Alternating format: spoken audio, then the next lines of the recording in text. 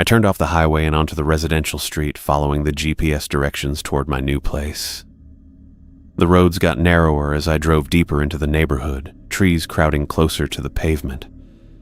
My car bumped along the final stretch of road before I spotted the small ranch house sitting back from the street. I pulled into the gravel driveway, the stones crunching under my tires. The sound seemed extra loud in the quiet afternoon. The house looked smaller than it had in the listing photos, a modest single story with faded blue siding and white trim that needed a fresh coat of paint.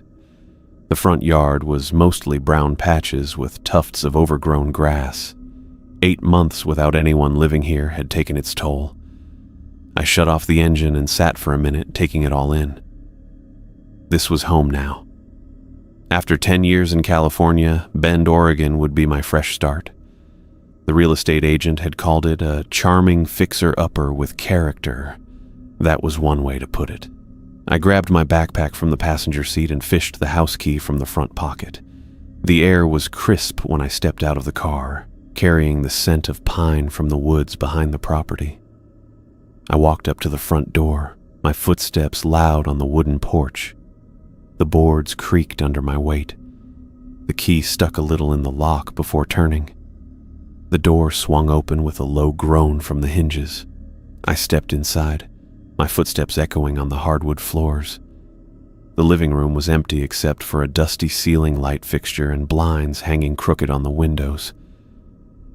"Well, here we are," I said to myself, my voice bouncing off the bare walls. I made a few trips back and forth to the car, bringing in my suitcases, boxes, and the few pieces of furniture I'd brought with me. By the time I finished, sweat beaded on my forehead despite the cool weather. I flopped down on my couch, now sitting awkwardly in the middle of the living room, and caught my breath. Once I had the energy, I decided to check out the rest of the house. The living room connected to a small dining area, which led to the kitchen. The kitchen had old appliances, but the listing had said they all worked.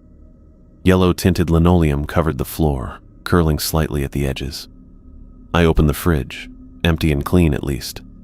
The freezer had a slight smell of freezer burn, but nothing too bad. I moved on to the cabinets, opening each one to see what I was working with. Most were empty, though I found a few abandoned spice jars in one. When I opened the cabinet above the stove, I noticed something odd. A piece of paper was taped to the back wall. I reached in and pulled it free, the tape making a ripping sound as it came loose.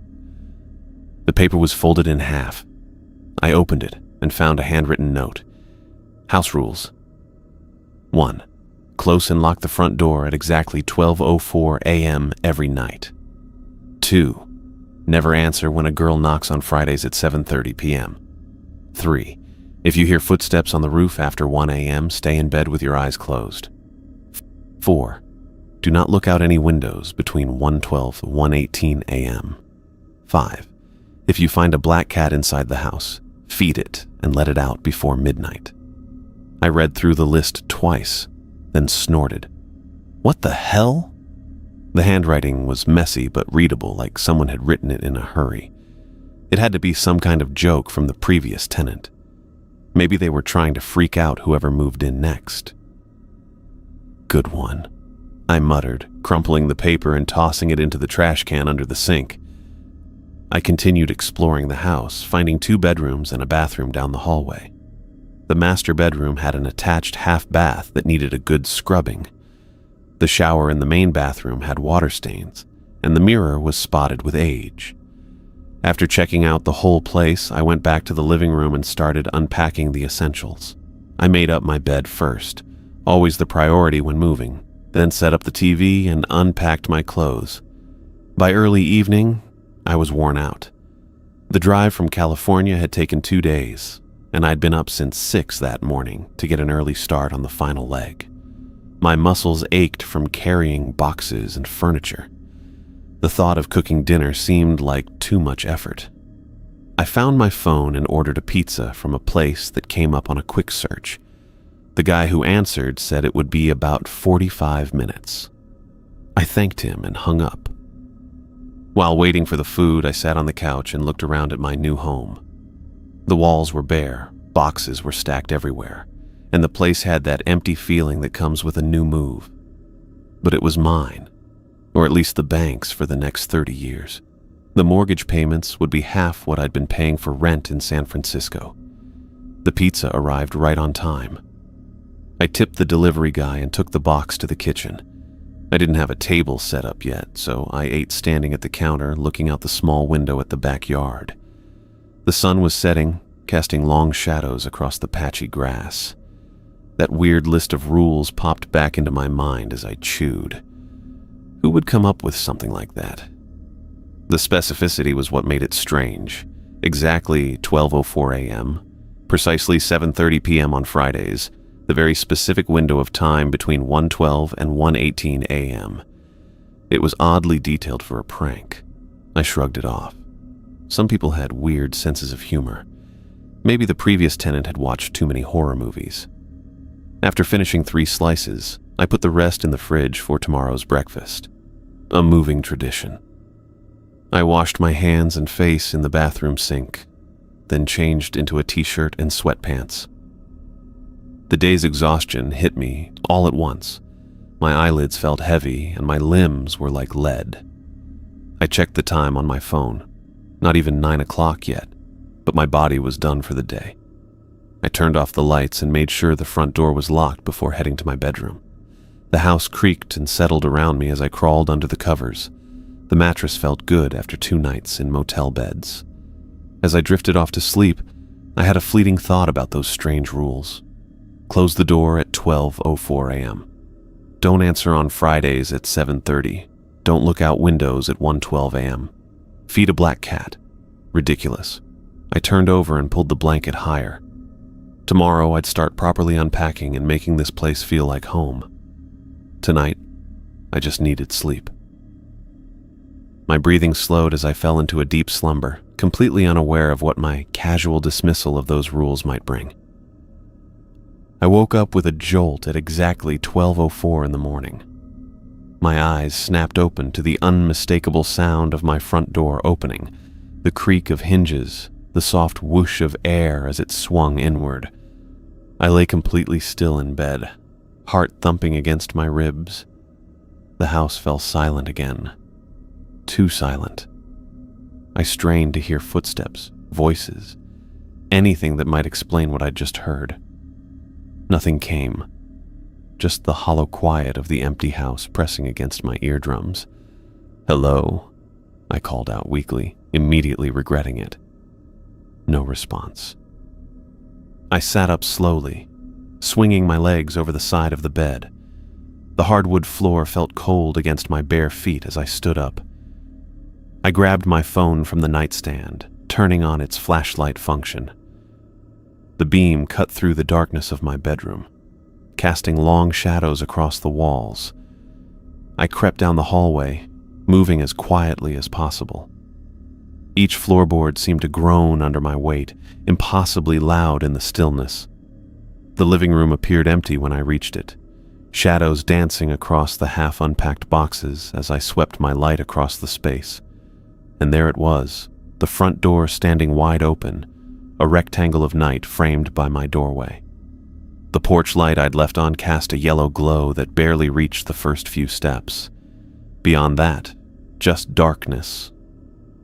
I moved cautiously to the threshold, poking my head out to look around. The street was deserted.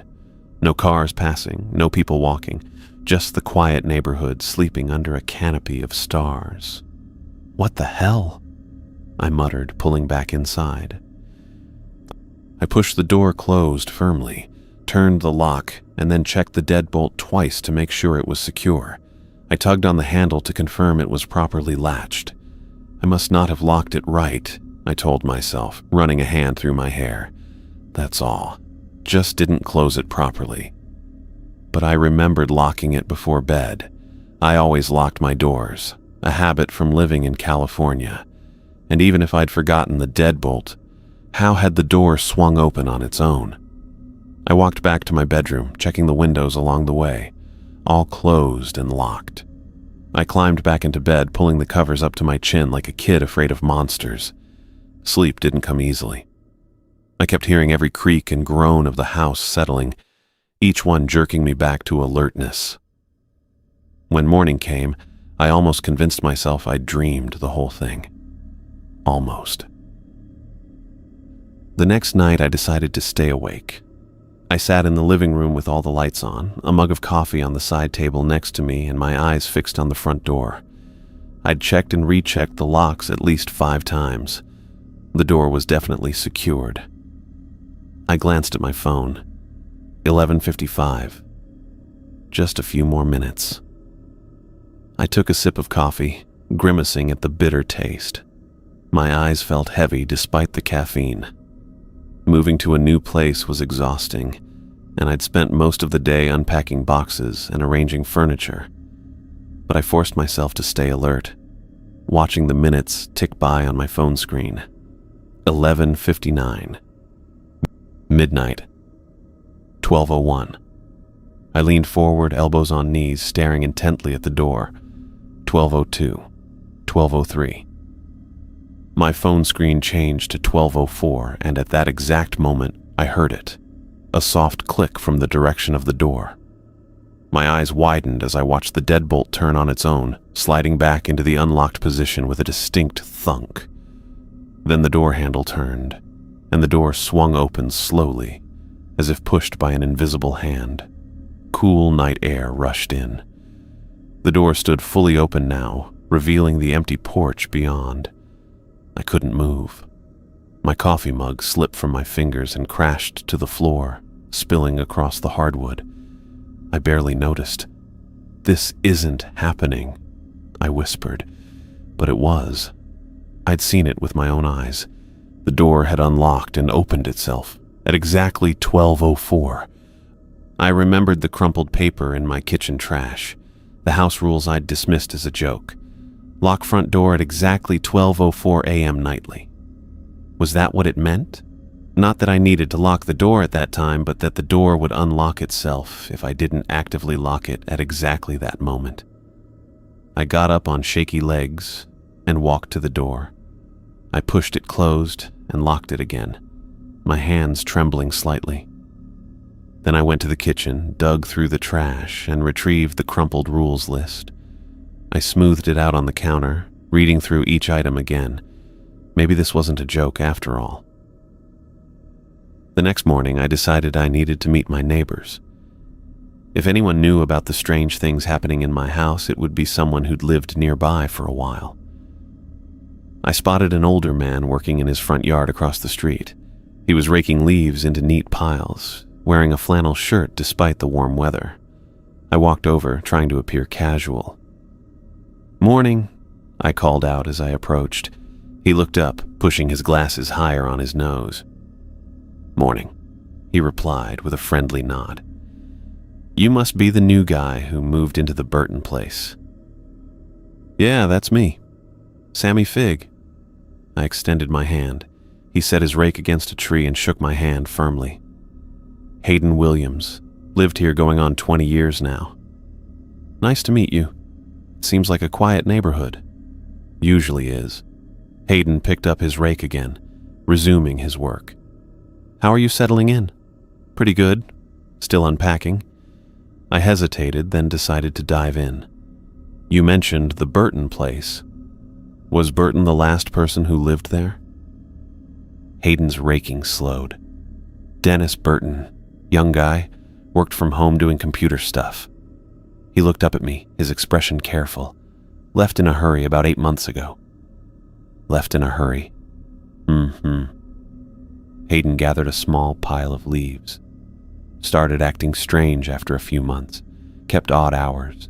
Put up cameras all over the place. Then one day he was just gone. Left everything behind. Furniture, clothes, even his car in the garage. Real estate company finally cleared it all out a couple months back. I felt a chill that had nothing to do with the morning air. Did he say why he was leaving? Hayden stopped raking altogether now, leaning on the handle. Said the house was getting to him. Started talking about rules he had to follow. Thought someone was coming into his house at night. He shook his head. Poor guy got more and more paranoid. I tried to check on him when I could, but he stopped answering his door those last few weeks. My mouth felt dry. Do you know where he went? No idea. Police did a wellness check when his mail started piling up, but they couldn't find him. No family came looking either. Hayden studied my face. House has a bit of a reputation now, I'm afraid. That's probably why you got such a good deal on it. Yeah, probably, I managed to say. Hayden seemed to notice my discomfort. Old houses make noises, pipes, settling foundation, that sort of thing. Dennis was working too much, sleeping too little, started seeing things that weren't there. He gave me a reassuring smile. I'm sure you'll be fine. Right, I said, not believing it for a second. Thanks for the information. I should get back to unpacking. Sure thing. Let me know if you need anything. I'm usually around. I nodded and walked back to my house, feeling Hayden's eyes on my back the whole way. Friday evening came, and I found myself thinking about the third rule on the list: never answer girl knocking Fridays 7:30 p.m. I'd been following the first rule religiously since discovering what happened when I didn't.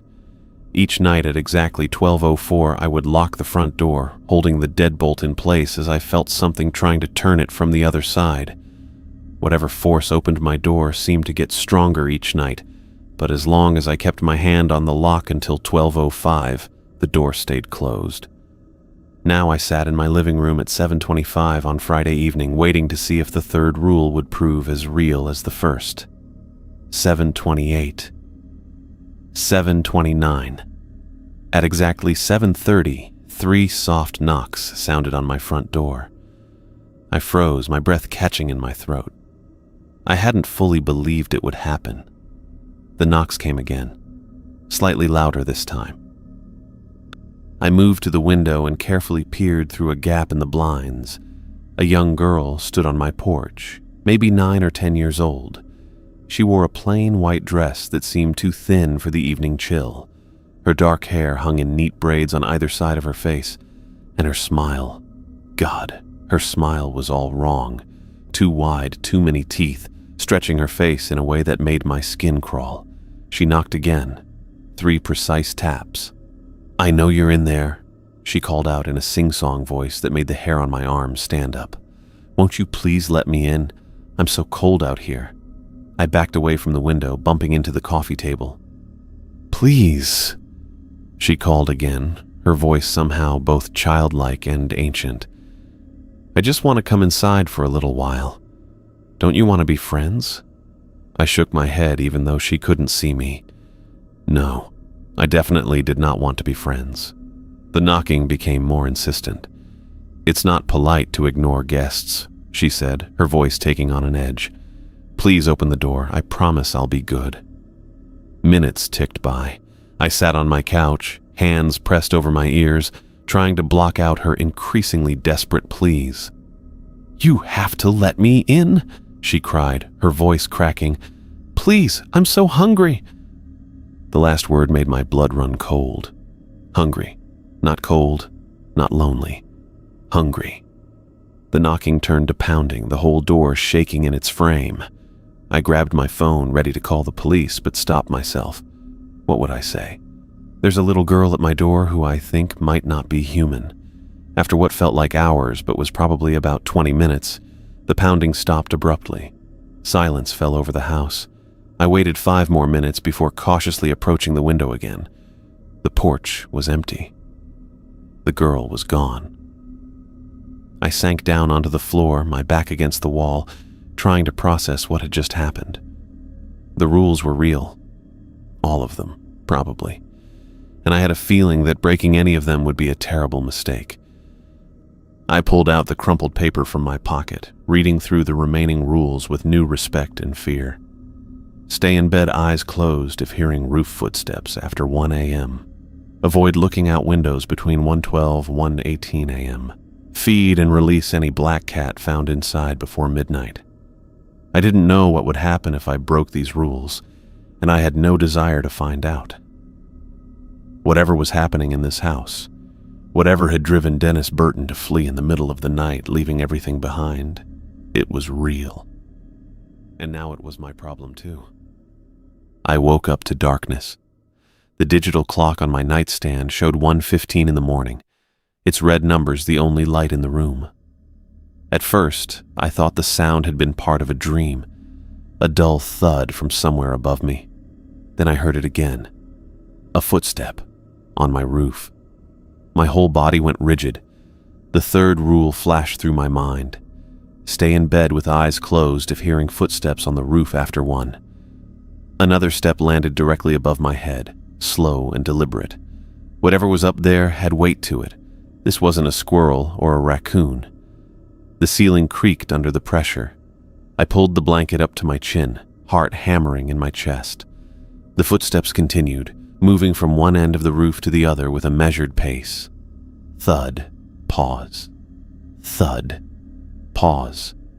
Like whoever or whatever was up there wanted me to hear each step. "It's nothing," I whispered to myself. "Just the house settling." But houses don't settle in rhythmic footsteps that cross back and forth overhead. I squeezed my eyes shut as the steps moved to the area above my bedroom window. They stopped there. The silence that followed was worse than the noise. I wanted to look. Every instinct screamed at me to get up, grab my phone, and call someone. Anyone. Instead, I pulled the blanket over my head and kept my eyes firmly closed, just as the rules instructed. My breath came fast and shallow under the covers, making the space hot and stuffy. But I didn't dare move. The footsteps started again, this time moving toward the edge of the roof above my window. I heard a scraping sound like something dragging itself to the edge. My entire body tensed, waiting for whatever might come next. Nothing happened. The steps resumed their path across the roof, back and forth, for what felt like hours. I lay there, eyes shut tight, listening to the slow, methodical movement above me. Sometimes the steps would pause, as if whatever made them was listening for me. Eventually, I must have fallen asleep despite my terror, because when I opened my eyes again, sunlight streamed through my window and birds chirped outside. The clock read 7:30. The footsteps had stopped. I spent Monday in a fog, exhausted from the previous night and dreading what might come next.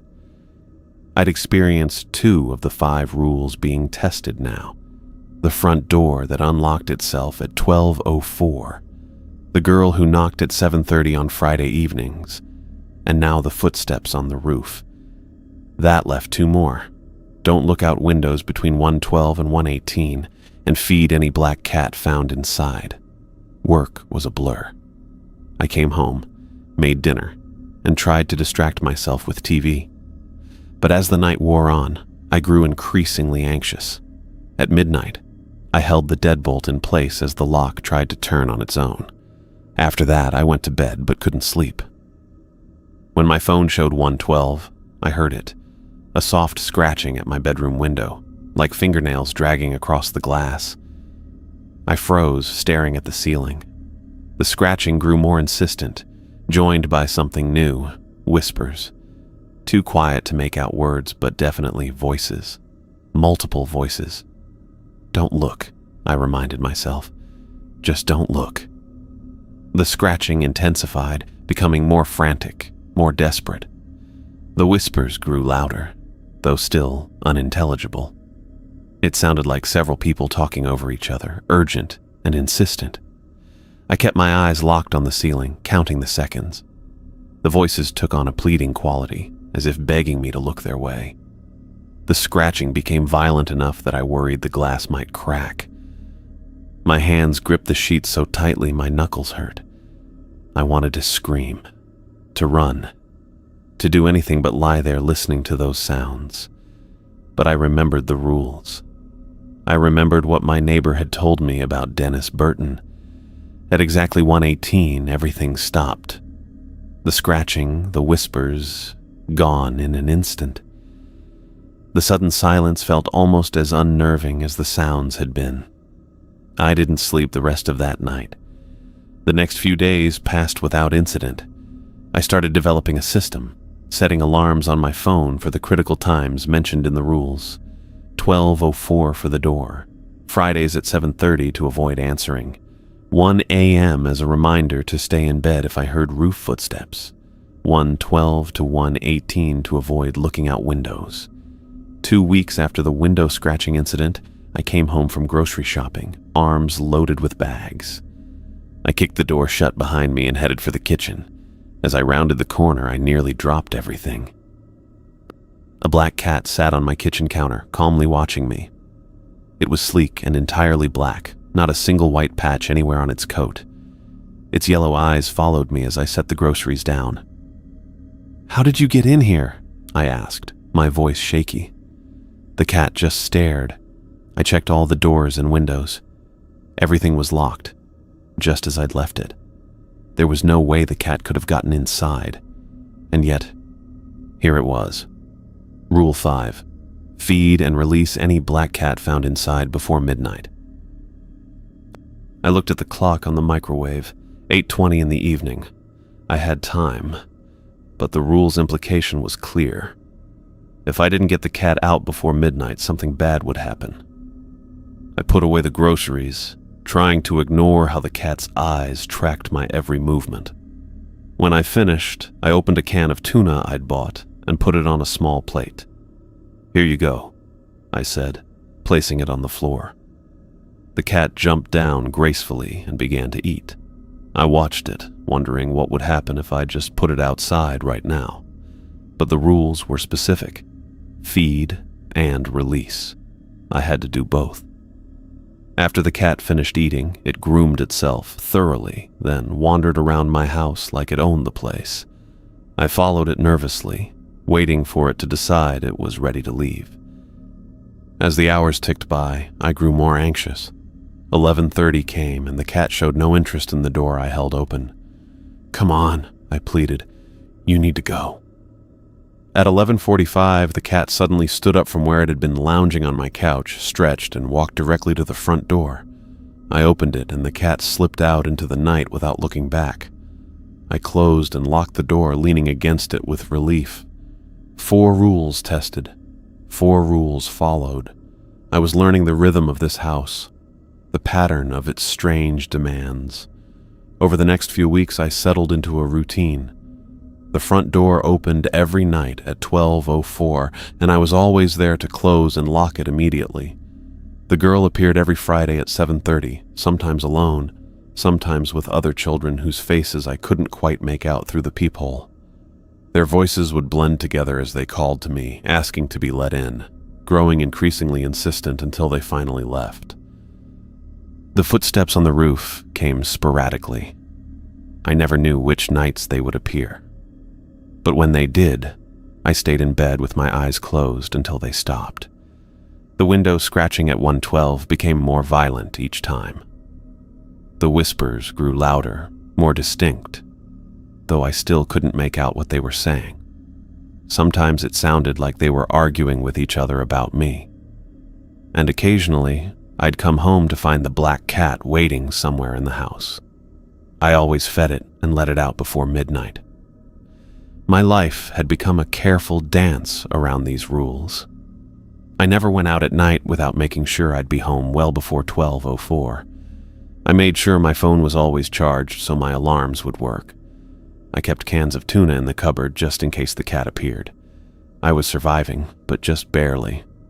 Each night brought a new test, and the consequences of failure loomed over me like a shadow.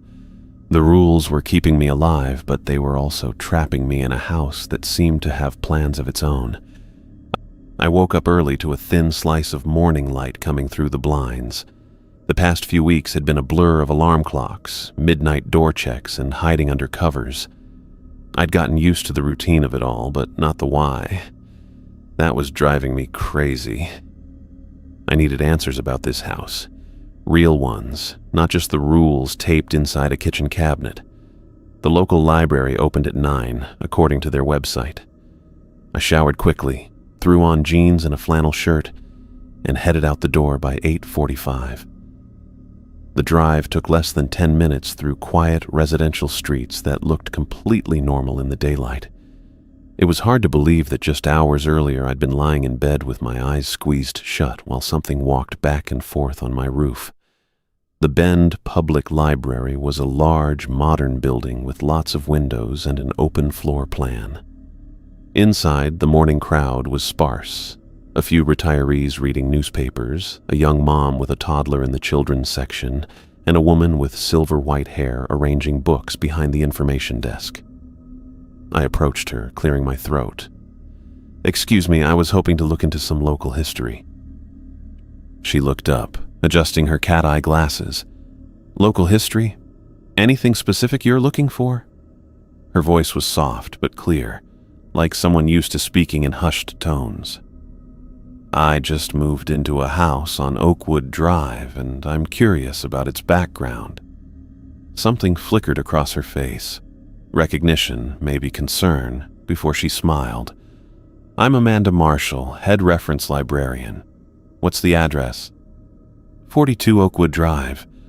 Her hands paused on the book she was holding. "I see, and you're living there now?" "Yeah, for about a month." She set the book down carefully. "Follow me to the local history section. We keep property records and newspaper archives there." I followed her through rows of shelves to a quiet corner of the library with several computers and filing cabinets. Amanda pulled out a chair at one of the terminals. "Let me show you how to access our digital archives. We have property records going back to the 1950s, and the local newspaper has been digitized for the past 30 years. She logged into the system, fingers moving quickly across the keyboard. "What's your name?" "Sammy. Sammy Fig." "Well, Sammy, I'll help you get started. The address search function is here." She pointed to a search field on the screen. "And newspaper searches can be done through this database." I sat down as she stepped back. "Thanks. I appreciate it. May I ask why you're interested in the house's history?" Her tone was casual, but her eyes were watching me carefully. I hesitated, not wanting to sound crazy. "Just curious. The previous owner left kind of suddenly." "Dennis Burton," she said, not as a question. "Yeah. Did you know him?" Amanda nodded slowly. "He came in here quite a bit toward the end. Researching the same things you are now, I imagine." That got my attention. What was he looking for exactly? "Previous residents, incidents." She paused. "Deaths." My stomach tightened. "Deaths? In my house?" I shouldn't say more. "The records will tell you what you need to know." She gestured to the computer. "Start with property transfers over the last decade. Then check the newspaper archives for the names and addresses you find." Before walking away, she added, "I'll be at the reference desk if you need anything else." I turned to the computer and typed in my address. The property records showed a series of owners, most staying only a year or two. Dennis Burton had owned it for 11 months before the bank reclaimed it. Before him, a Warren Ortega had owned the house for just over a year. Before that, Luna Castillo for 3 months. And before her, Eli Lucas for 14 months.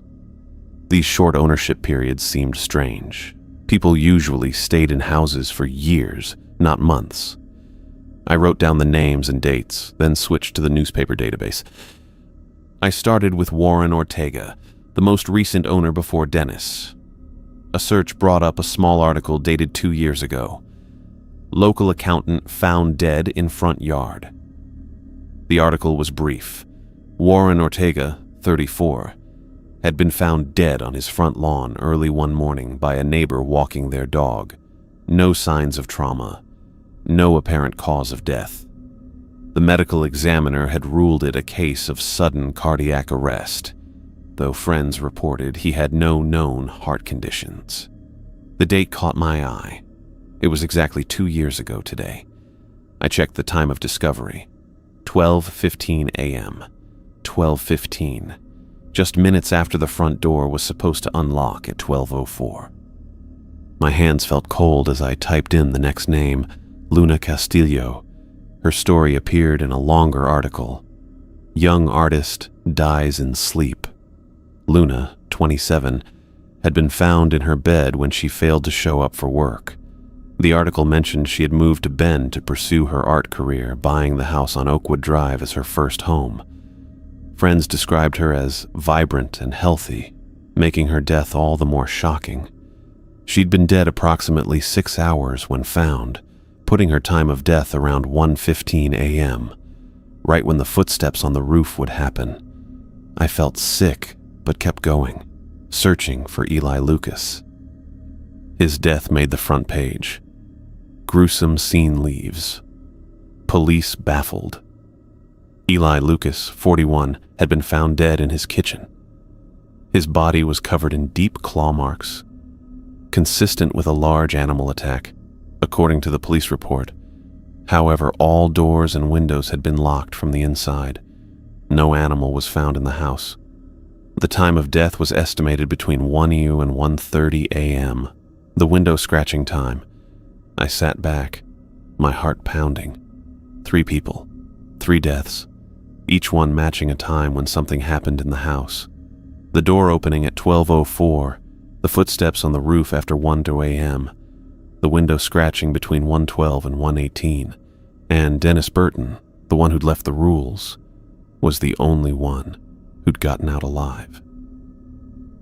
I printed the articles and walked back to the reference desk where Amanda was helping an elderly man find a book. When she finished, I approached. "Did you know about all these deaths when I told you my address?"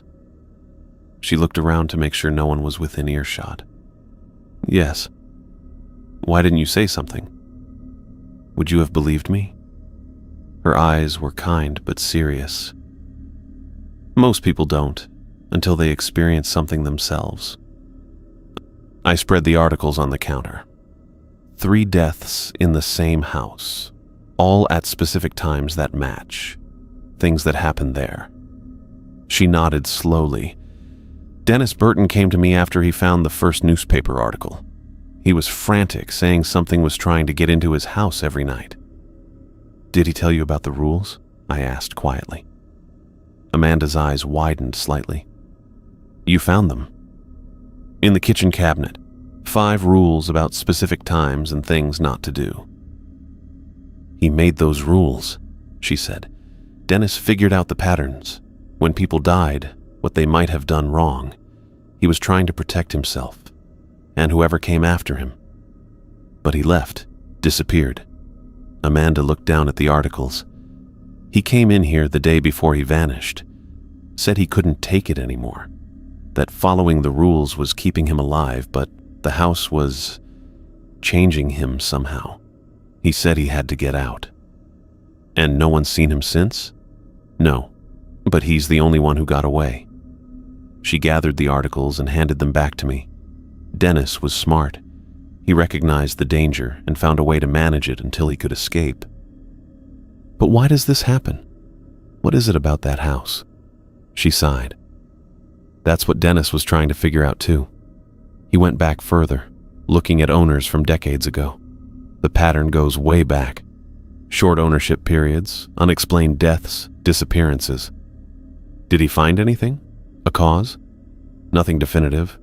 There were rumors about the land before the houses were built, old stories about settlers who went missing, Native American warnings about the area." She shrugged. "But nothing concrete, nothing that explains what's happening." I folded the articles and put them in my pocket. "Thank you for your help." "Sammy," she said as I turned to leave, "be careful. If you're seeing the same things Dennis did, those rules might be the only thing keeping you safe." I nodded. "I know. I'm following them, every night." "Good," she hesitated. "And if you need anything else, I'm here Tuesday through Saturday." On the drive home, my mind raced. 3 people had died in my house, each death connected to one of the rules. Warren had probably gone outside when the door opened at 12:04. Luna might have heard the footsteps on the roof and looked. Eli could have checked the windows during the scratching time. And the other rules? The Friday night knocking and the black cat? I hadn't found deaths connected to those yet, but that didn't mean they weren't just as dangerous. When I got home, the house looked ordinary in the afternoon light. No one would guess what happened here at night. I taped the articles to my refrigerator as a reminder of what was at stake. That evening, I checked all my alarms again, making sure they were set for the critical times. 12:04 a.m. for the door, 1 a.m. for potential roof footsteps, and 1:12 a.m. to avoid windows. I added an extra reminder for Friday at 7:30 p.m. Winter arrived with a cold snap that week. The first snow fell, light and powdery, covering the yard and roof. I watched through the kitchen window as darkness came earlier each day, giving the house more hours to do whatever it did at night. The supernatural activity grew stronger with the changing season. The scratching at the windows became violent, no longer just fingernails, but what sounded like claws or tools, scraping and digging at the glass. Some mornings I'd find tiny cracks in the corner of my bedroom window, as if something had nearly broken through. On Fridays, the knocking changed, too. What started as one girl had multiplied. Now I heard multiple children's voices, sometimes as many as a dozen, calling through the door with increasing desperation. "Please let us in. We're so cold out here. Don't you want to play with us? We know you're in there." Their little fists would pound all around the house at every door and window, the sound almost deafening at its peak before falling silent at exactly 8 p.m. The black cat appeared more frequently now, sometimes twice in a week. I kept a stock of tuna cans ready, having noticed a pattern. The cat always showed up before particularly active nights. It was like a warning system, preparing me for whatever would come after midnight. One night in early December, after letting the cat out just before midnight, I sat on my couch staring at the rules I'd rewritten and framed on my coffee table. No longer a joke, they were my lifeline. 1. Lock the front door at exactly 12:04 a.m. every night. 2. Never answer the girl knocking on Fridays at 7:30 p.m. 3. If you hear footsteps on the roof after 1 a.m., stay in bed with your eyes closed. 4. Do not look out any windows between 1:12 and 1:18 a.m. 5. Feed and release any black cat found inside before midnight. I understood now that my life depended on following these rules exactly. Dennis Burton had figured this out and escaped. Warren, Luna, and Eli hadn't been so lucky. As the clock ticked toward another night of alarms and vigilance, I wondered how long I could keep this up. Dennis had lasted 11 months before he had to run. I was only in month 2, and already the house's attempts to break through were getting stronger. My phone alarm buzzed, 12:03 a.m. Time to go to the door. I walked to the entrance and put my hand on the deadbolt, waiting. At exactly 12:04, I felt it turn beneath my fingers, fighting against my grip as I held it locked. The handle rattled violently, the door shuddering in its frame as something pushed from the other side. "Not tonight," I whispered. "Not any night." The pressure eventually subsided, and I went back to the couch to wait for the next alarm. This was my life now, a series of alarms, rules, and nighttime battles against whatever wanted in. I just had to be smarter than the house. I had to survive. I fell asleep on the couch. That was my first mistake. The second was forgetting to set my phone alarm. After pulling a double shift at the hardware store, I'd crashed hard watching some home renovation show with the volume turned low. My body felt like concrete, and my eyes kept slipping shut despite my best efforts. Just a quick rest, I told myself. I'd wake up before midnight, plenty of time to handle the door. I jolted awake to the sound of the heating system clicking off. The TV was still on, casting blue light across the darkened living room. I blinked at the clock on the cable box. 2:30 in the morning. My stomach dropped as I sat up, suddenly wide awake. The front door. I hadn't locked it at 12:04. "No, no, no," I whispered, scrambling to my feet. From my position on the couch, I could see straight down the hallway to the front entryway. The door stood open about 6 inches, a slice of night visible through the gap. I froze, listening. The house felt different, not empty. "Hello?" I called, immediately regretting it. Stupid. If something had come in, I just announced myself. No response came except the faint whistle of wind through the open door. I grabbed my phone from the coffee table and turned on its flashlight. The beam cut through the darkness as I moved cautiously toward the entryway, heart hammering in my chest. The door wasn't just ajar. It was standing fully open now, as if pushed wider by the wind, but there was no wind tonight. The porch light cast a yellow glow that stopped abruptly at the threshold, unable to penetrate the darkness inside. I swept my phone's light down to the floor and stopped breathing. Muddy footprints marked the hardwood. They started at the threshold and led inside, wet, dark impressions that couldn't have been there when I fell asleep. They weren't my boots. These prints were smaller, narrower, with a strange, elongated heel. I followed the trail with my light. The footprints moved from the door, across the entryway, and down the hallway toward my bedroom. My mouth went dry. Every instinct screamed to run outside, get in my car and drive away. But I couldn't leave without knowing what had come into my house. What might still be here. I stepped carefully beside the footprints, keeping my back to the wall as I moved down the hallway. The prints remained perfectly clear, mud still wet enough to glisten in my flashlight beam. They led straight to my bedroom door, which stood half open. I hadn't left it that way. "Is someone in there?" I called, my voice cracking. Again, silence answered. I pushed the door open with my foot, keeping my distance as I shined the light inside. My bedroom looked wrong. The covers on my bed were pulled back, neatly folded to one side as if someone had prepared it for sleeping. The pillow had a deep indentation in the center, like a head had been resting there recently. But what made my skin crawl was the continuation of those muddy footprints. They walked to the side of the bed and then disappeared. Not faded, not smudged, simply ended, as if whatever made them had climbed onto my bed and then ceased to exist. I backed out of the room, nearly tripping over my own feet. I ran to the front door, slammed it shut, and locked both the handle and deadbolt. I checked the windows, all still locked, then grabbed a kitchen chair and wedged it under the front doorknob. I spent the rest of the night sitting on the couch with every light in the house blazing, jumping at every creak and groan of the old building. Morning came with painful slowness.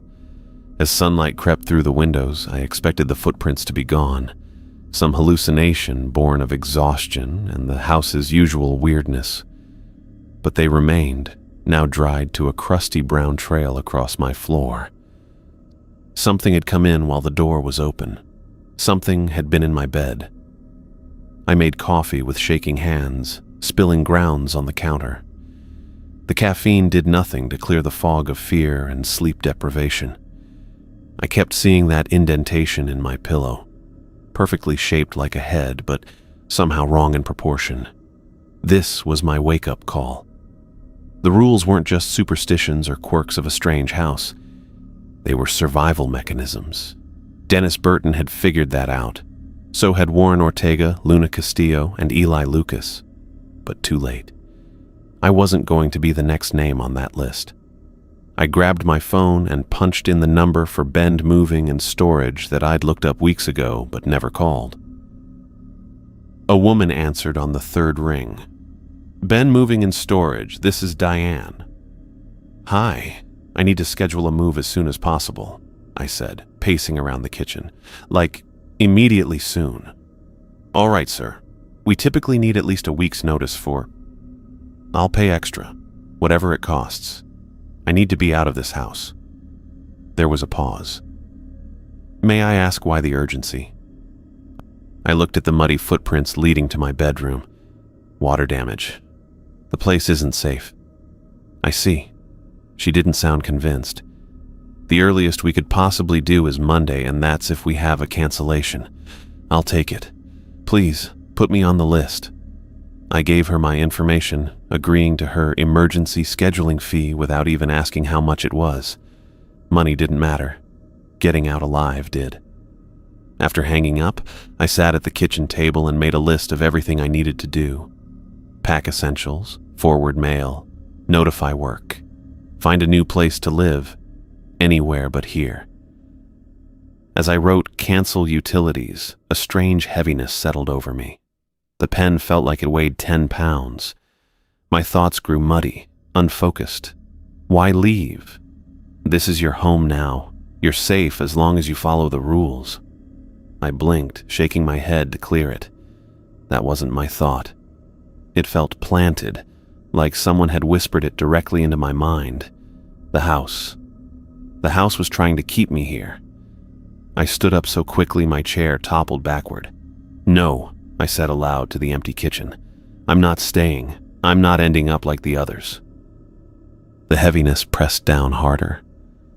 My legs felt weak, my resolve wavering. For a moment, I couldn't remember why I wanted to leave.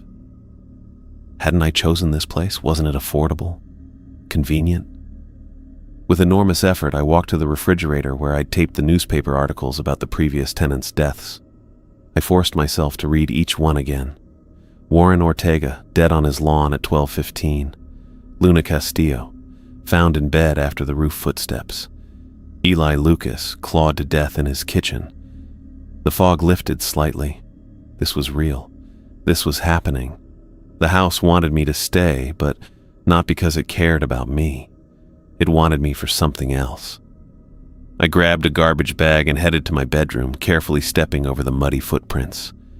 I started throwing clothes inside, not bothering to fold anything. Just the essentials, enough to get by until I could replace the rest. As I packed, the resistance grew stronger. Items slipped from my fingers. I'd put shirts in the bag only to find them back in the drawer minutes later. My suitcase, which I distinctly remembered storing under the bed, was nowhere to be found. "Stop it," I hissed at the walls. "I'm leaving whether you like it or not." By mid-afternoon, I'd managed to pack 2 garbage bags of clothes and a box of important documents. Everything else could stay. Dennis Burton had the right idea. Some things weren't worth dying for. I carried the bags to my car, fighting a wave of nausea as I stepped outside. The physical pull was undeniable, like elastic bands trying to snap me back into the house. I pushed through it, loading my meager belongings into the trunk. Back inside, I called my boss and explained I had a family emergency and needed to relocate immediately. He wasn't happy, but I didn't care. I'd find another job. I couldn't find another life if this house took mine. As evening approached, I realized I still had to make it through one more night. The moving company wouldn't come until Monday, but I'd be ready. Tonight, I'd follow every rule to the letter. No mistakes. I set multiple alarms on my phone, 11:55 p.m. as a warning, 12:03 a.m. for the door, 12:59 a.m. for potential roof footsteps, 1:11 a.m. for the window time. I placed a can of tuna on the counter in case the black cat appeared. The house felt different now that I'd decided to leave. Colder. Watching. The walls seemed to lean inward slightly, the ceiling a bit lower than before. Or maybe that was just my imagination, fueled by fear and lack of sleep. I sat on the edge of the couch, unwilling to risk falling asleep again. The TV remained off. I wanted to hear every sound, notice every change. The muddy footprints had dried completely now, a permanent reminder of what happened when the rules were broken. My phone chimed with a text from the moving company confirming my Monday appointment. I clutched it like a lifeline. 3 more nights. I just had to survive. 3 more nights. I looked at the framed house rules on my coffee table. Unlike Dennis Burton, I wouldn't need to pass them on to the next tenant. Let the house find some other sucker to torment. I was getting out while I still could. I spent my days packing, methodically sorting through my belongings while trying to ignore how the walls seemed to watch me. Every cardboard box I filled felt like a small victory, a declaration of independence. But even as I worked, I kept checking my phone, making sure I wouldn't miss the critical times. The house didn't like my plans. That became clearer with each passing day. I'd packed all my kitchen stuff the previous afternoon. Plates, cups, utensils, everything except a single bowl and spoon I kept for cereal. But when I walked into the kitchen that morning, the cabinet doors hung open, and every dish sat neatly stacked inside, exactly as they'd been before I'd packed them. "No," I said out loud, my voice bouncing off the empty walls. "No, that's not happening." I grabbed a garbage bag and started throwing dishes in, not bothering with the newspaper wrapping I'd used before. The crash of breaking ceramic didn't bother me. I'd leave it all behind if I had to.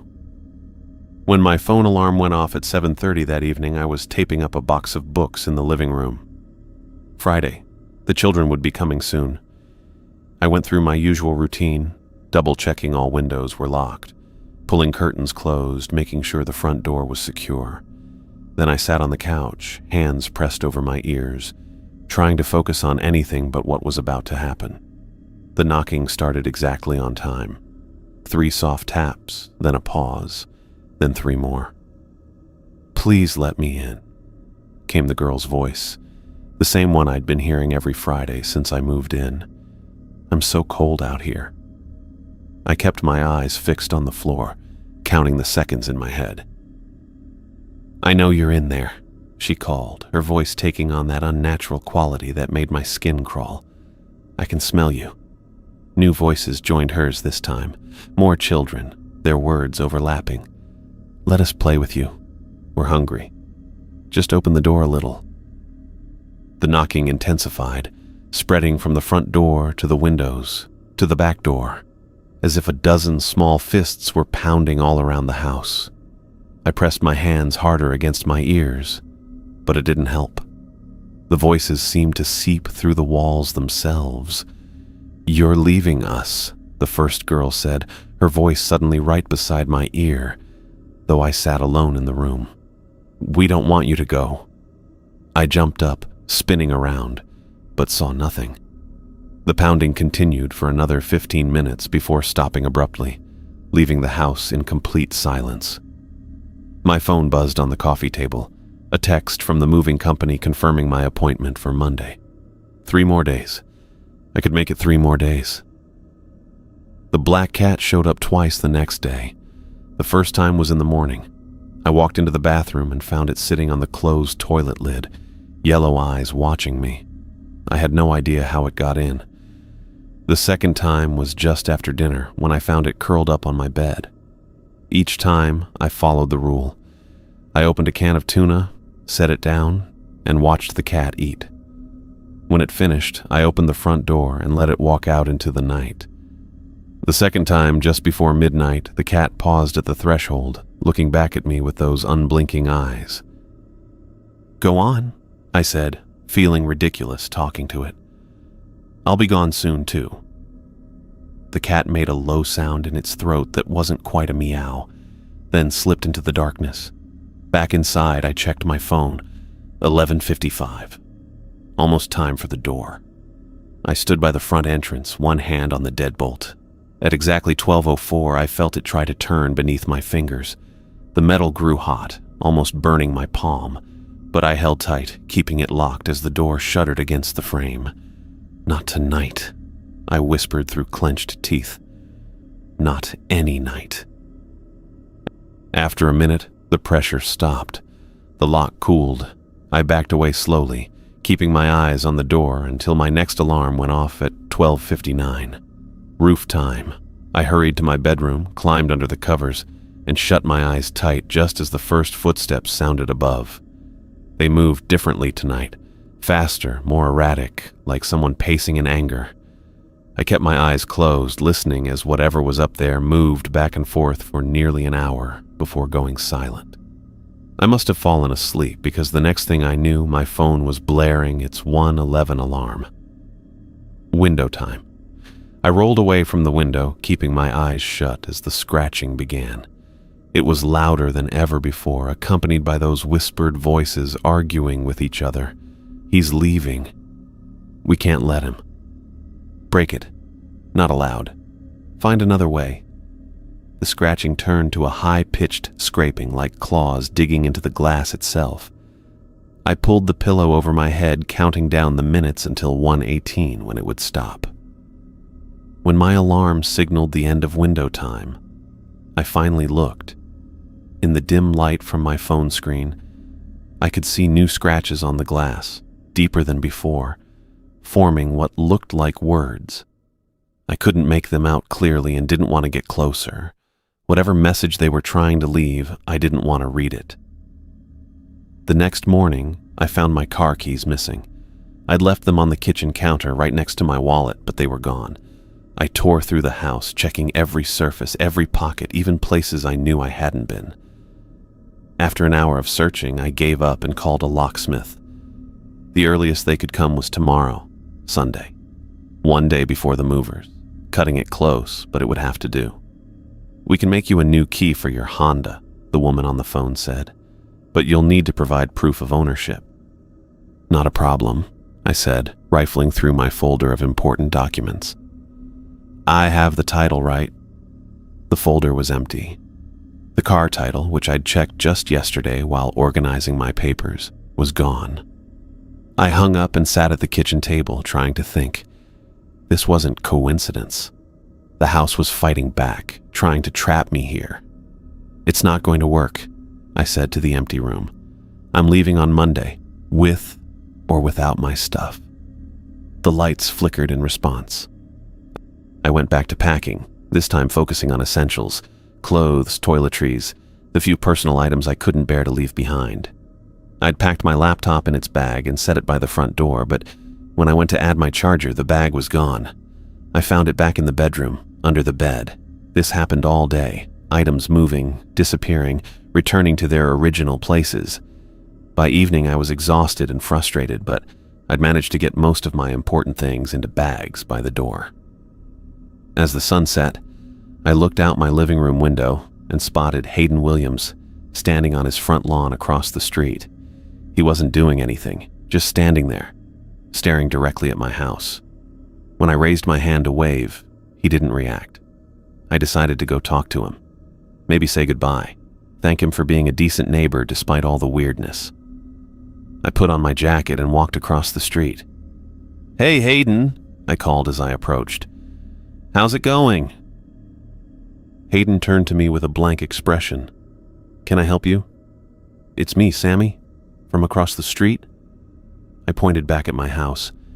"I wanted to let you know I'm moving out on Monday." Hayden's face showed no recognition. "I'm sorry. Have we met before?" I laughed, thinking he was joking, but his expression remained serious. "We've talked several times," I said. "You told me about Dennis Burton, the guy who lived in my house before me, how he disappeared." Hayden took a step back. "I don't know what you're talking about. I've never spoken to you before."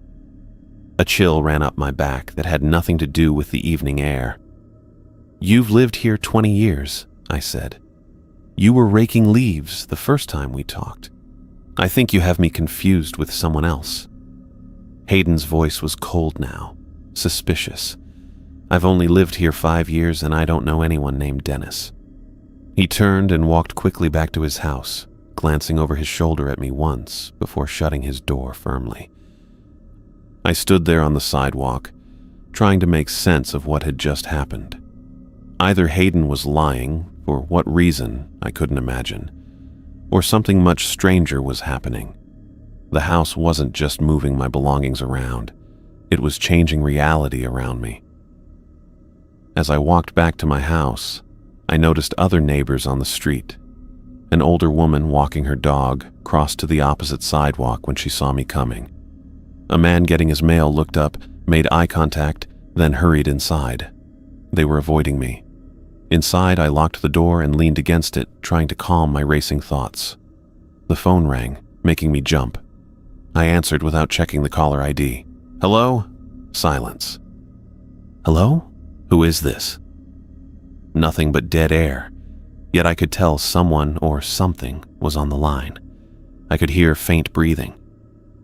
"I know what you're doing," I said, though I wasn't sure who I was talking to. The house, whatever lived in it, or something else entirely. "It's not going to work. I'm leaving on Monday." The breathing on the other end grew louder, more deliberate, almost like laughter without sound. Then the line went dead. I put the phone down and checked all my alarms for the night ahead. The house rules still needed following, especially now. I couldn't afford to slip up, not when I was so close to escaping. As I sat on the couch waiting for the next critical time, my phone rang again. I let it go to voicemail. Then it rang again. And again. Each time when I checked, the caller ID showed nothing. No number, no name, just blank. The electricity cut out just after 11, plunging the house into darkness.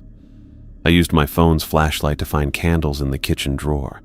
As I lit them, placing them around the living room, I felt the house watching me, waiting to see if I'd break under the pressure. 3 more nights, I said to the darkness. That's all. The candles flickered as if blown by a breeze, though the air was still. In their dancing light, the shadows on the walls seemed to move with purpose, stretching and contracting like living things. I kept my eyes on my phone, counting down the minutes until I'd need to hold the door lock again, trying not to look at what might be taking shape in the corners of my vision. The house had stopped being subtle. It knew I was leaving, and it was doing everything it could to make me stay. My departure date finally arrived. I'd spent a sleepless night on the couch with my eyes fixed on the front door, listening to every creak and groan of the house. The morning light filtering through the curtains felt like a small victory. I'd survived another night. I moved through my final day in a haze, checking and rechecking my packed bags, making sure I had my wallet, phone, and the few essentials I couldn't leave behind. The movers were coming tomorrow.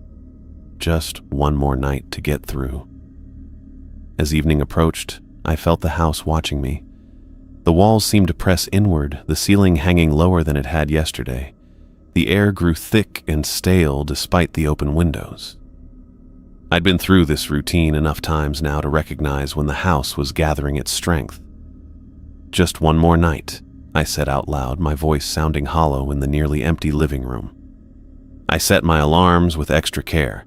11:55 p.m. as a warning, 12:03 a.m. for the door, 7:25 p.m. for the Friday girl, 12:59 a.m. for the roof footsteps, and 1:11 a.m. for the window time.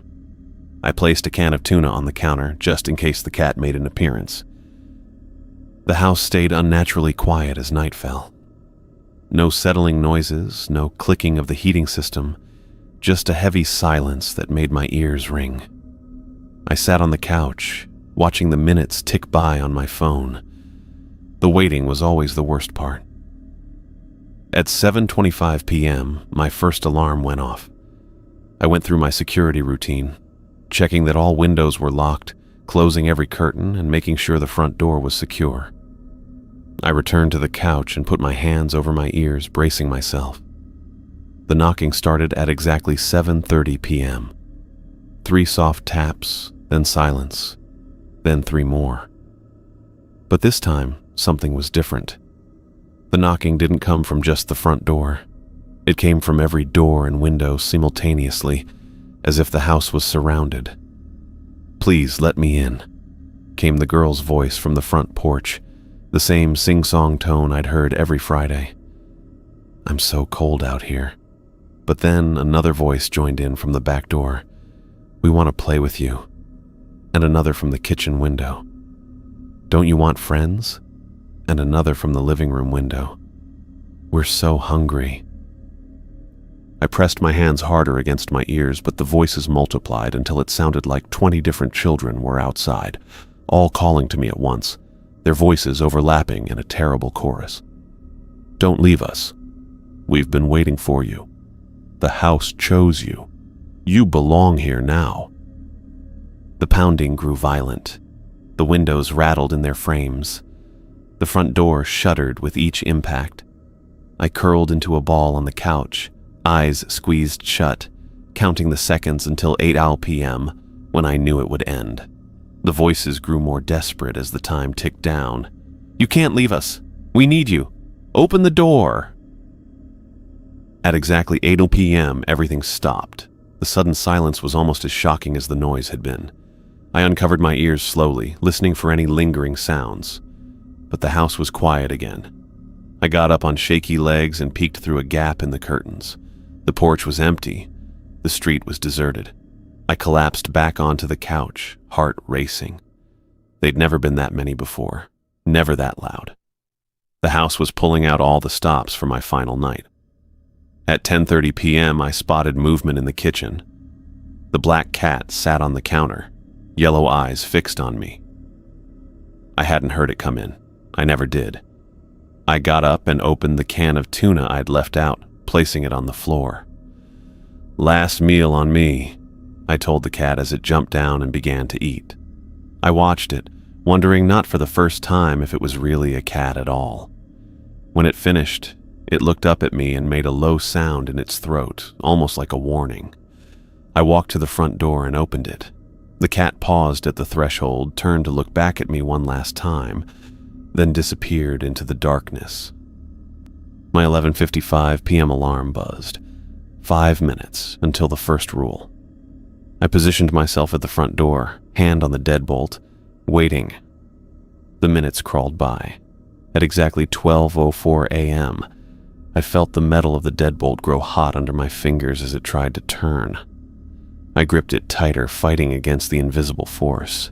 The pressure built until my knuckles turned white. Then something changed. Instead of the usual gentle resistance, the door suddenly flew toward me with such force that I was knocked backward. The door slammed against the wall with a crack that told me the drywall had broken. I scrambled to my feet and grabbed the edge of the door, using all my strength to pull it closed again. The resistance was incredible, like trying to close a door in a hurricane. When I finally managed to shut it and turn the lock, I leaned against it, breathing hard. The wall beside the door now had a doorknob-shaped hole punched through it.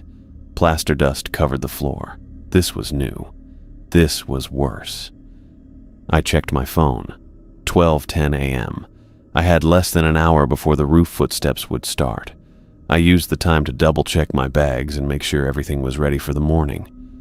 The moving company would arrive at 8 a.m., just 8 more hours in this place. At 12:59 a.m., my alarm went off again. I hurried to the bedroom, climbed under the covers, and closed my eyes just as the first footsteps sounded above. Tap, tap, tap. But these weren't the measured, deliberate steps I'd grown used to. These were frantic, chaotic. Multiple sets of feet ran back and forth across the roof, sometimes so hard that dust fell from the ceiling. It sounded like a crowd of people were up there, racing, pacing, jumping. The footsteps crossed directly above me, then split in different directions, then converged again. The whole house seemed to shake with their movement. I kept my eyes tightly shut, following the rule even as my heart pounded in my chest. The noise continued for what felt like hours. Just when I thought it might never end, my 1:11 a.m. alarm buzzed under my pillow. I quickly silenced it and rolled away from the window, facing the wall. The footsteps on the roof stopped abruptly. 1 minute later, at exactly 1:12 a.m., the scratching began at my bedroom window. It started as it always did, light, testing scrapes against the glass. But within seconds, it grew louder, more insistent. The scratching was joined by tapping, then pounding, then what sounded like fingernails dragging down the glass. The whispers came next, louder than ever before. "He's leaving tomorrow. We can't let him go. Break the rules. Make him look." Something hit the window with enough force to make the glass crack. I heard the sound clearly, a splintering pop followed by the tinkling of small glass pieces falling onto the sill. The whispers grew excited. "It's breaking! Just a little more. Make him look!" The urge to turn around was overwhelming. Every muscle in my body tensed with the desire to roll over and see what was making those sounds, what was trying to get in. My neck ached with the effort of keeping still. "Just a peek," a voice whispered, so close it could have been right beside my ear. "One little look won't hurt." I pressed my face into the pillow, counting the seconds. 1:18. AM couldn't come fast enough. The scratching intensified. The crack in the window spread with a sound like ice breaking on a frozen lake. Cold air seeped into the room. And then, at 1:18 a.m., Exactly. It stopped. The sudden silence was deafening. I waited another minute before rolling over to look at the window. A spiderweb of cracks spread across the glass, and through them, I could see scratch marks on the outside. Deep grooves that formed patterns that looked almost like words. I didn't try to read them. Sleep was impossible after that. I sat in the living room with all the lights on, jumping at every sound. Around 3 a.m., the house itself seemed to wake up. The walls creaked and groaned. The floorboards expanded and contracted with loud pops. The pipes in the walls rattled and banged. A picture frame fell from the wall and shattered on the floor. I hadn't even noticed it was there. I thought I'd packed all the frames. But there it was, a photo of me standing in front of this very house on the day I moved in. I didn't remember taking that picture or hanging it up. The lights in the kitchen flickered. Then the bulb burst with a pop, sending glass shards across the counter. The temperature in the house dropped rapidly. Within minutes, I could see my breath clouding in front of my face. I grabbed a blanket from my packed belongings and wrapped it around myself, huddling on the couch. The house continued its tantrum. More picture frames fell. Another light bulb exploded in the hallway. The refrigerator door swung open and slammed shut repeatedly. Just a few more hours, I whispered to myself, watching the minutes tick by on my phone. Just a few more hours, and I'm gone. The house responded with a low, angry groan that seemed to come from the foundation itself. The walls vibrated. The floor trembled. It was like being inside a living thing that was waking up, stretching, and realizing it was angry. I pulled the blanket tighter around me and counted the minutes until dawn, until the movers would arrive, until I could finally escape this place. The house protested all around me, but I stayed put, eyes fixed on my phone, watching the time crawl forward minute by agonizing minute. I woke up with a jolt as golden light streamed through my bedroom window. For a moment, I felt relief. I had made it through the night. Today was the day I'd finally escaped this house. I grabbed my phone from the nightstand. 7:15. The movers would be here in 45 minutes. I just needed to hold on a little longer. I pulled on the same clothes I'd worn yesterday, not bothering to change. My suitcase stood ready by the door, packed with the bare essentials I'd managed to keep the house from hiding. Everything else could burn for all I cared. I dragged my suitcase to the front door, took a deep breath, and stepped outside. The morning air felt clean and cool against my face. A perfect day to start over. I walked to my car, keys in hand, ready to load my suitcase. That's when I saw them. All 4 tires slashed to ribbons, the rubber hanging in shreds. Not just flat, but completely destroyed. "No," I whispered, dropping my suitcase. "No, no, no." I circled the car, running my fingers over the jagged cuts in each tire. These weren't random punctures. The slices were methodical, deliberate, long, curved gashes that reminded me of claw marks. I pulled out my phone with shaking hands and called for a taxi. The dispatcher promised one would arrive in 15 minutes.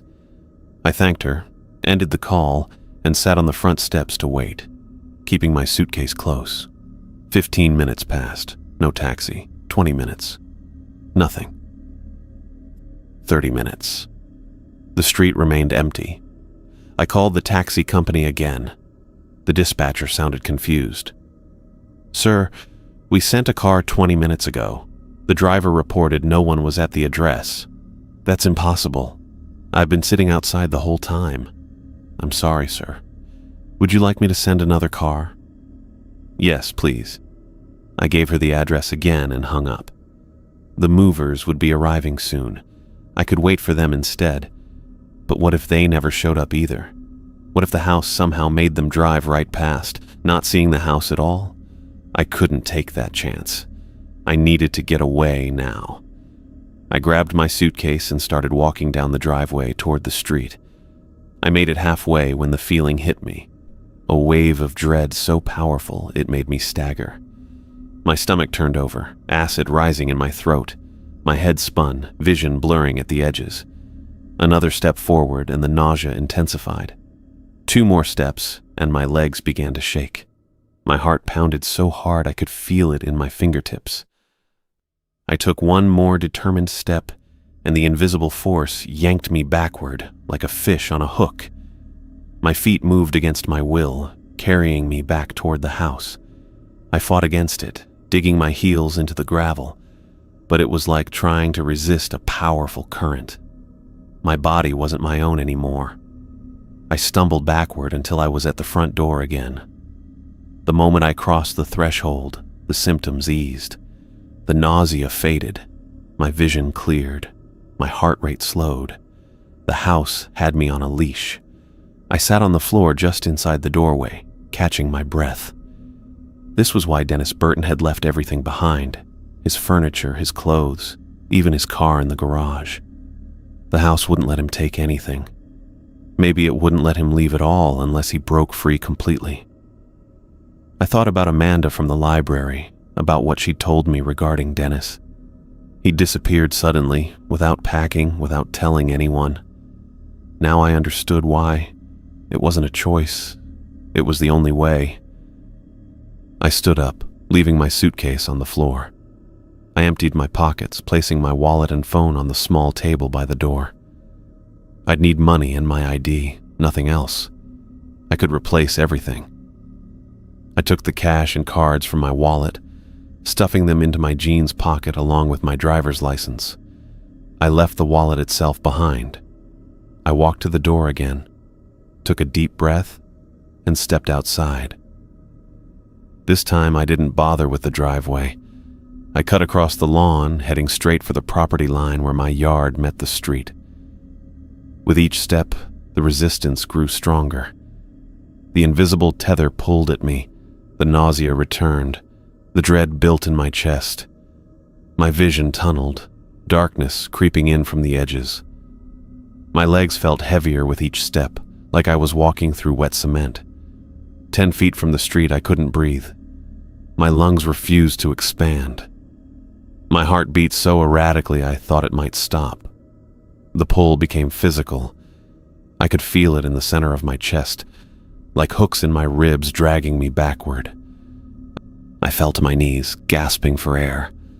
The house was winning. No, I wouldn't let it. I wouldn't become another Eli Lucas or Warren Ortega. I wouldn't disappear like Dennis Burton. I forced myself up on trembling legs and took another step forward. Then another. The pain was blinding now, white hot in my chest and skull. My ears rang, blood trickled from my nose. 1 more step. I reached the very edge of the property where my lawn met the sidewalk. The boundary. I could feel it like a physical barrier pressing against me. I closed my eyes and thought about the rules. The locked door at 12:04, the girl on Fridays, the footsteps on the roof, the scratching at the windows, the black cat with knowing eyes. All those rules, all those rituals, they weren't protection. They were chains, each one a link binding me tighter to the house. I took a deep breath and pushed forward with everything I had. Something snapped. I felt it tear inside me, a physical breaking, like a cord stretched too tight finally giving way. The pain was intense but brief, a burning sensation in my chest that flared and then vanished. I staggered forward, suddenly free. The resistance was gone. The nausea disappeared. I could breathe again. I'd broken through. I didn't stop to think. I ran. Down the sidewalk, away from the property, not daring to look back. My feet pounded against the concrete as I sprinted, putting as much distance between myself and that house as possible. Behind me, I heard it, a high, piercing sound that started as a wail and rose to a scream. A woman's voice, filled with fury and loss. It echoed down the street, making the hair on my arms stand up. The house was angry.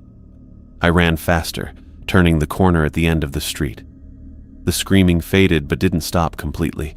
I kept running until my lungs burned and my legs ached, until I was several blocks away.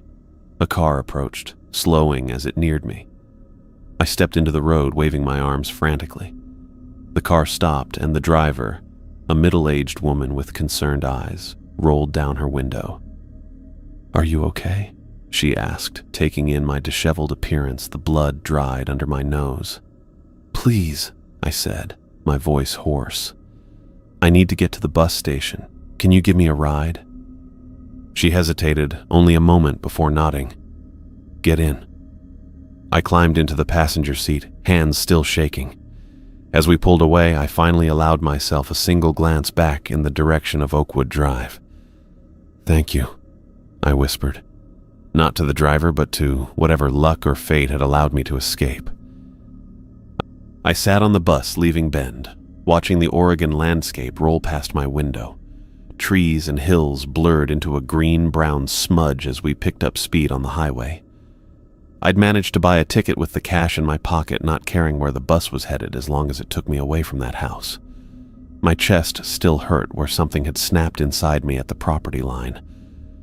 I rubbed at the spot, feeling a phantom ache like a cut cord. The further we drove, the clearer my head became. It was like waking up from a dream that had seemed completely normal while I was in it, but now made no sense at all. I looked down at my hands. They'd finally stopped shaking. All I had were the clothes on my back, my driver's license, and the credit cards I'd stuffed in my jeans pocket. My wallet, phone, clothes, laptop, everything else was still sitting in that house on Oakwood Drive. An older woman across the aisle caught me staring at my empty hands. "You okay, honey?" she asked. I nodded. "Yeah, just had to leave in a hurry." She gave me a sympathetic smile. Sometimes that's the only way to go. She had no idea how right she was. The bus rumbled on, and I watched the mile markers tick by. With each one, I felt the mental fog lifting more. It was getting easier to think straight, to remember things clearly. The house had been in my head, working its way deeper every day I stayed there. Not just making me follow its rules, but making me want to stay. Making it hard to even think about leaving. I thought about Dennis Burton, the previous tenant. He'd figured out the rules, just like I had. He'd lasted 11 months. Had he felt this same strange mixture of relief and loss after escaping? Had he also left everything behind? The bus pulled into a rest stop around noon. The driver announced we had 30 minutes. I stepped out, stretching my legs and breathing in air that felt clean and normal. No pressure in my chest, no invisible hooks pulling me back toward Bend. Inside the rest stop, I spotted a row of public computers. I walked over and sat down at one. The browser opened to a search page, and I typed in my former address, 42 Oakwood Drive, Bend, Oregon. I found more than I expected. News articles going back decades, missing persons reports, obituaries, death notices, police bulletins. Over 50 years, more than a dozen people had either died in that house or simply vanished. The pattern was there if you knew what to look for. Not every owner or tenant. The house seemed to pick and choose. Some people lived there without incident for years. Others lasted only months before turning up dead or disappearing completely. I clicked through old newspaper archives, finding stories about Warren Ortega, Luna Castillo, and Eli Lucas, the 3 deaths Amanda had shown me at the library. But there were others I hadn't known about. A family in the 70s whose 8-year-old daughter vanished from her bedroom. A retired couple in the 80s. The husband found dead in the kitchen with unexplained wounds, the wife never found.